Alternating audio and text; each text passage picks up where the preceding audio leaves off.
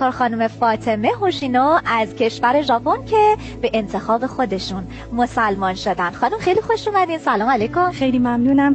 بسم الله الرحمن الرحیم. بنده هم عرض سلام و احترام دارم به شما و همه بینندگان عزیز برنامه. خیلی چی؟ سرکار خانم فاطمه هوشینو فاطمه هوشینو زنم کوچیک بروسلی نوه‌عمه جگی جان. صدا سیما فکر کرده ما کسخولیم و به قرآن انگار افغانی که حالا نزدیک نهید. خدایی کاری با چی نداره، فقط فاطمه خانم هوشینو تو اینجا چکار بکنی. واقعا باید شاشید سردر اون صدا سیمایی که مخاطبش اصلا کسخول پرس. بابا این بهش هوشینو نمیخورد، این تهش نازنین جمعه از مزار شریف. میگن ته تماسی که خانم فاطمه هوشینو با دختر خاله و دخترمش زهرا هونداییان و سمیه یاماهاپور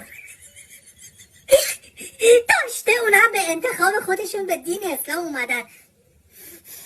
کسخولی به قرآن ژاپن مونتاژ افغانستان.